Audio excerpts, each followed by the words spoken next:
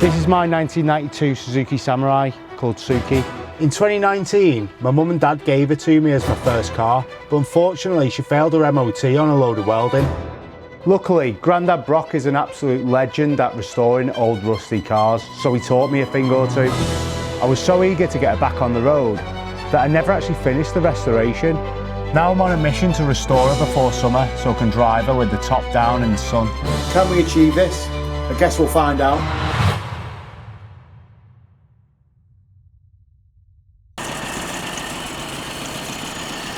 So, we got her running. One sec. So, we've changed quite a few things. So, last episode we changed the carb and ignition barrel. And I was recording all the other stuff that I've changed in between then. So, we put a new alternator on. We got that off Amazon. I believe this is supposed to be designed for a Land Rover, and the reason why it fits this, I suspect, is because the original alternator was a Magneti Marelli one, and this was actually built in Spain, in the Santana factory, and they made a load of Land Rovers there as well. So it was like one side of the factory made like the old Series 1 and 2 Land Rovers for Europe, and then they also made SJs, Samurais. Yeah, so I had to change the pulley on it because the original was a V-belt. This is a well, the micro V pulleys. But yeah, that's putting out 75 amp, which is well more than the original anyway, so it's going to be a lot better for like when I put like light bars and stuff like that on. It's not going to drain the battery. I got rid of the adapter plate on the carburetor. I had a comment from someone saying that the Weber carb plates are known for causing issues, so I just got rid of it. It's gone straight onto the manifold. The bracket that I made still bolted up, so that's all good. New HT leads, Dizzy cap and spark plugs. Even after all that though, it still didn't run right. And I think that is because the old alternator drained the battery that I had on it, which was only about 6 months old, to the point where I just wasn't getting enough voltage to the ignition system. So yeah, it does still take a bit of turning over.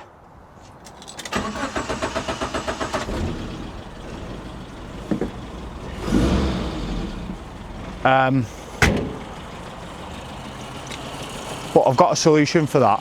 So I've plumbed in an electric pump, and I'm going to use that to prime the system. I haven't yet wired it up. I've got some relays and I'm going to put it on a switch. But yeah, it's running, I'd say 90% there. It needs a bit of tuning because there is a bit of a hesitation in the lower revs. But it's running. I can move it about, which is going to make it easier for me to crack on with the rest of the things that I need to do, because I'm going to start stripping it,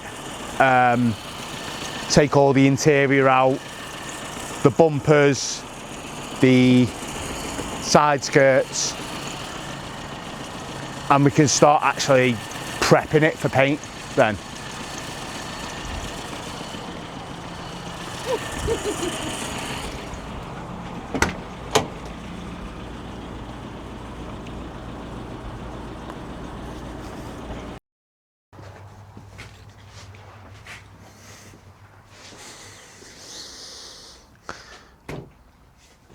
So, the past week or so hasn't been particularly fun. I've just been chasing problems, one after the other. As I said in the previous clip, that it's probably about 90% there in terms of it running right. But if I'm going to be picky about it right now, then I'm not going to make any progress. So I'm going to crack on with the bodywork because if we're going at the pace that we're going now, I'm going to be an old man before I get this done. Hey, and welcome back to Brock's Garage. This is episode 311 and we still can't get this rusty piece of crap back on the road. Can we do it before I pop my clogs?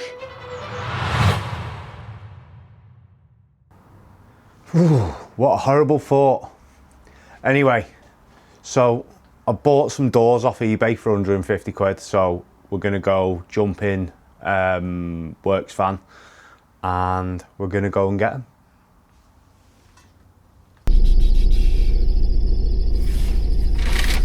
Billy Greg's.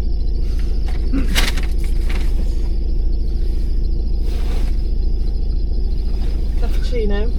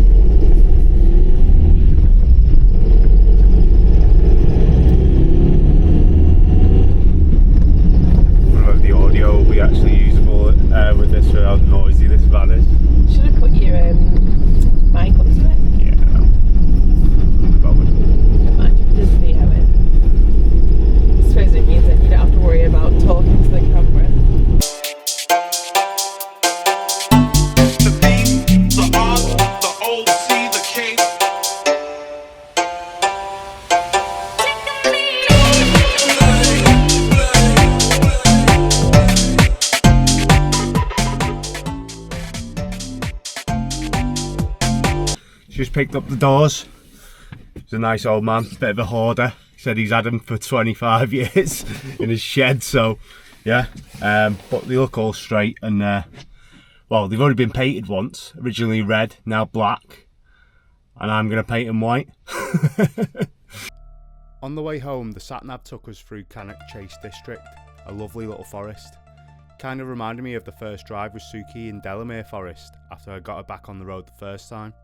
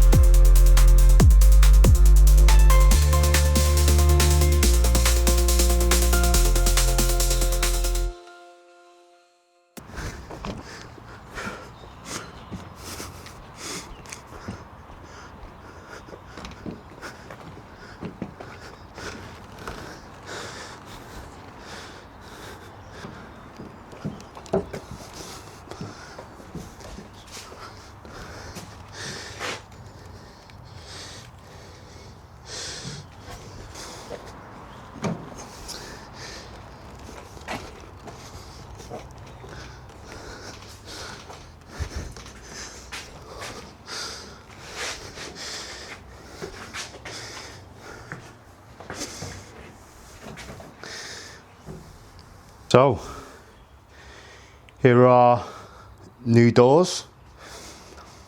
So aside from them being the wrong colour, they're in pretty decent shape. These have actually been painted once before. You can see that they used to be red, and we're going to be painting them white.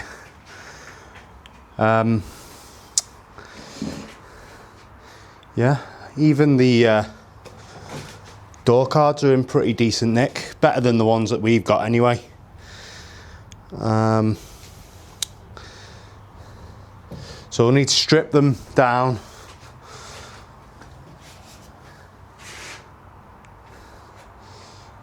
I'm going to be modifying the hinges, so then we can take the doors on and off without taking the hinges off. We've got a new set of locks as well to match our new ignition key. So yeah. In the next episode, I'm going to be stripping down, so I'm going to be taking the old doors off, probably take the interior out, soft top off, seats out, at least, well, might keep the driver's seat in just so we can move her about. But I'm excited to get stuck in. I'm going to try and show as much of the progress as possible. There is certain fixes that I'm going to do off camera. As I say, it's not been easy to, one, work on the car, but also to document it. And at times when you're frustrated, the last thing you want to do is think about recording. If you're enjoying the content, Subscribe to my channel, you assets.